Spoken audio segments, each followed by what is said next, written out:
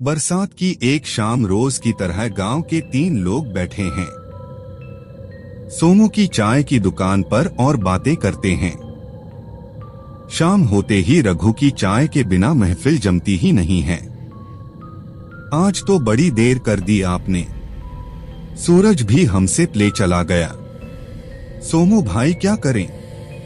बुजुर्गों ने कहा है शाम की चाय और बाती दोनों धीरे पीनी चाहिए। और नरेश भैया आज कुछ ज्यादा ही सोच में दुबेला गया।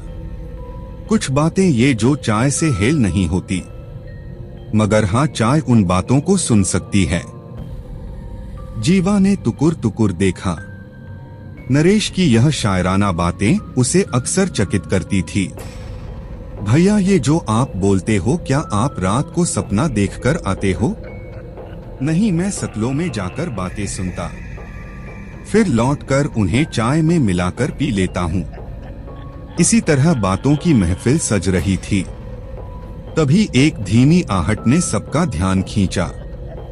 गांव की तरफ से धूल उड़ाते हुए रास्ते से गांव का शिक्षक जो बूढ़ा आदमी है। तीनों लोगों को आता दिखा, चेहरे पर वर्षों का अनुभव, चाल में धीमापन लेकिन नजरें स्थिर, जैसे कोई कहानी अपने पैरों से चलती चली आ रही हो।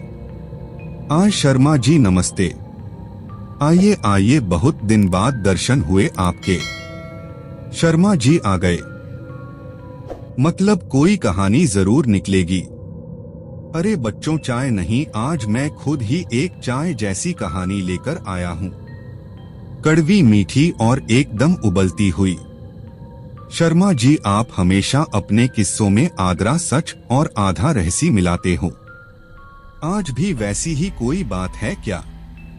शर्मा जी ने पास की बेंच पर बैठते हुए थैला रखा, आंखें बंद की, धीरे से बोले नहीं नरेश, आज जो बताने आया हूँ वो केवल किस्सा नहीं है, वो मेरा बीता हुआ कल है और शायद मेरा अधूरा वर्तमान भी। सन्नाटा छा गया चारों तरफ। चाय की भाप में अब एक और धारा घुल रही थी, एक कहानी की जो वक्त के पार से आई थी। और शर्मा जी की आंखों में वह चमक आ गई जो सिर्फ एक लेखक की आंखों में होती है जब वह अपनी असली कहानी सुनाने जा रहा हो।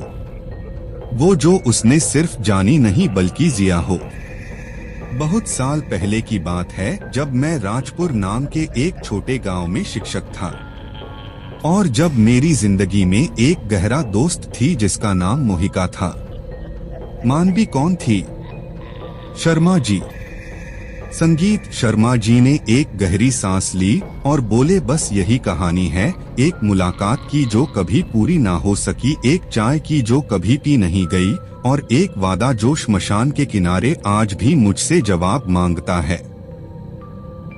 चाय की दुकान एक श्मशान जैसी ही शांत हो गई। हवा अब गर्म नहीं रहस्यमयी लगने लगी थी। स्टोव की आंच कम हो चुकी थी, पर माहौल में किस्से की आंच तेज हो गई थी।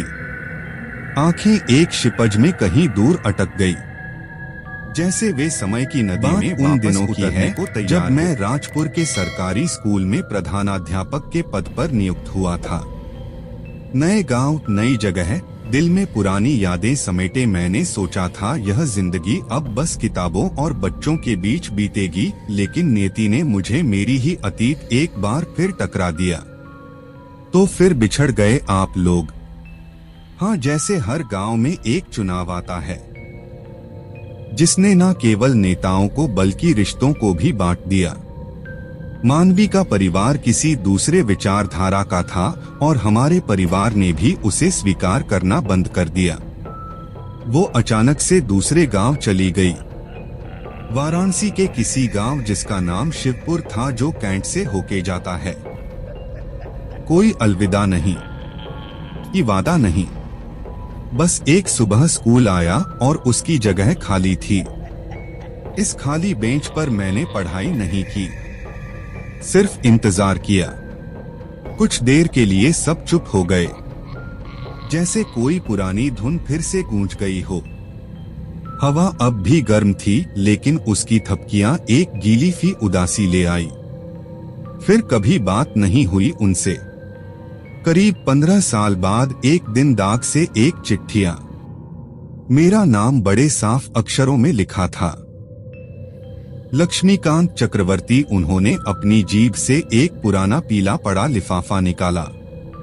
उस पर की स्याही अब धुंधली थी, किनारे झड़ चुके थे, लेकिन एक कोने पर अब भी साफ लिखा था, शिवपुर। वह पत्र राज लिखा था। उसने लिखा था कि उसे हाल ही में मेरे बारे में किसी से जानकारी मिली कि मैं राजपुर में शिक्षक हूँ।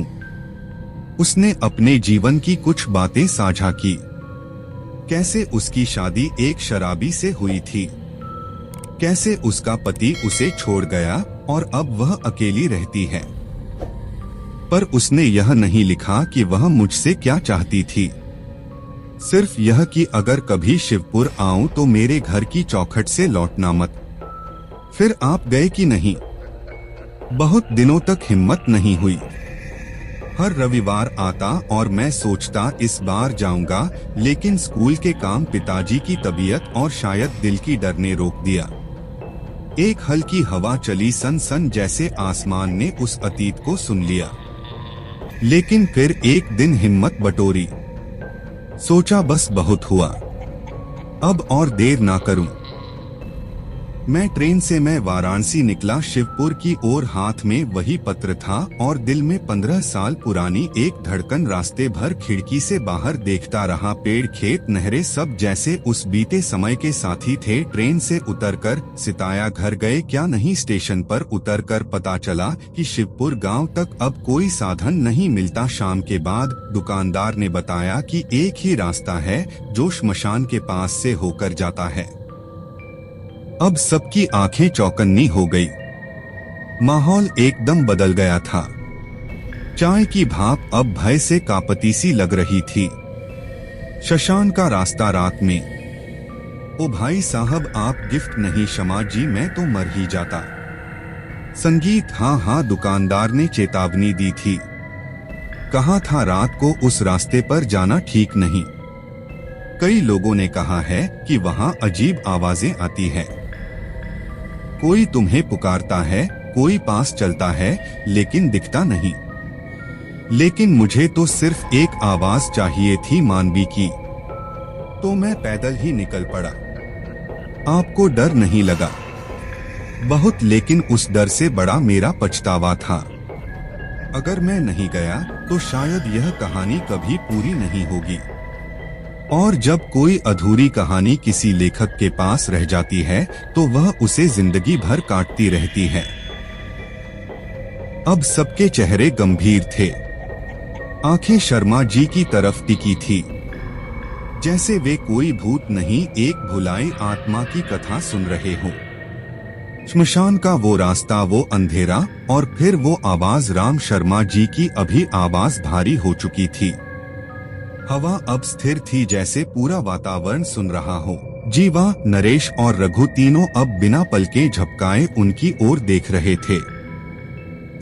जैसे ही मैं श्मशान के पास पहुंचा, रात की चुप्पी और गाढ़ी हो गई। पत्तियां हिलती नहीं थी, पैर सांस नहीं ले रहे थे और जमीन में अजीब सी नमी थी, मानो कोई अभी अभी वहां से गुजरा हो। रास्ता संकरा था और दाईं ओर टूटी हुई दीवारों के बीच बिखरी राख, श्मशान भूमि का सूखा। संगीत, सच वहां कोई दिखा नहीं, लेकिन महसूस जरूर हुआ। मैं तेजी से चल रहा था, लेकिन मेरे कदम खुद धीमे पड़ते जा रहे थे, जैसे कोई अदृश्य शक्ति मुझे रोक रही हो। और फिर अचानक वो आवाज आई। शर्मा जी, कहाँ से आई आवाज? बाईं ओर उस बरगद के पेड़ से, जिसकी जड़ें जमीन को चीरती हुई बाहर निकल आई थी। जैसे ही मैंने मुड़कर देखा, उस रस्सी पर कोई बैठा था। क्या वो मानवी थी? शक नहीं रहा।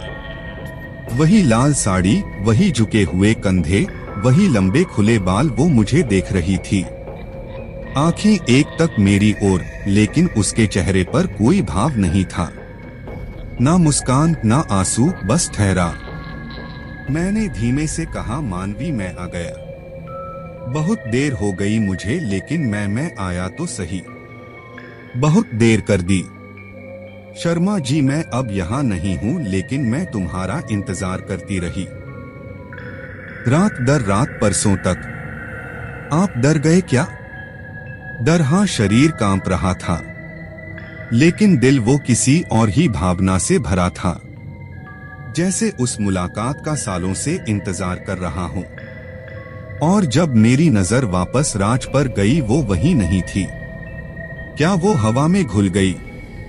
नहीं, वो अब मेरे बिल्कुल पास खड़ी थी, इतनी पास कि उसकी सांसें मेरी गर्दन पर महसूस हो रही थी, लेकिन ठंडी, बहुत ठंडी। चलिए शर्मा जी, बहुत रुक गए तुम, अब देर मत करो। शर्मा जी ने एक गहरी सांस ली। मैं कदम बढ़ा चुका था, लेकिन तभी मेरे पीछे से किसी ने मेरा नाम पुकारा। शर्मा, यह कोई दूसरी आवाज थी। चिंता पहचान की इंसानी है। और जैसे ही मैंने पीछे देखा तो मैं, बेटा रुक जा, उसके साथ मत जा, वो इस लोक की नहीं रही। आप कौन है? मैं मानवी का मामा हूँ। वो अब इस दुनिया में नहीं है। उसने इस जगह पर आखिरी सांस ली थी, इसी रास्ते पर, और तब से वो यहाँ भटक रही है। हर उस इंसान का इंतजार करती है जिससे कभी कोई रिश्ता अधूरा रह गया। क्या वो पहले ही मर चुकी थी? एक झटका लगा। हाँ, अगले दिन मुझे पता चला कि मानवी की मौत एक सड़क हादसे में हो गई थी 2 साल पहले, और जिस रात मैं वहां पहुंचा वही रात थी जब उसकी बरसी थी। अब हवा बिल्कुल स्थिर थी। रघु का स्तव भी अब बिना आवाज के जल रहा था, और वो बरगद का पेड़ जैसे यहाँ भी आकर खड़ा हो गया था। मैंने उस मामा जी को धन्यवाद दिया। उन्होंने मुझे वहां से वापस जाने को कहा, और जब मैं मुड़ा तो वो बरगद, वो झूला, वो आवाजें सब गायब हो चुके थे, जैसे कुछ था ही नहीं। जैसे एक सपना देखा हो, लेकिन मेरे दिल में कुछ हमेशा के लिए बदल चुका था। संगीत और आप लौट आए। हाँ, लेकिन साथ में वह कहानी भी लाई जो मैंने सिर्फ लिखी नहीं, जिया है।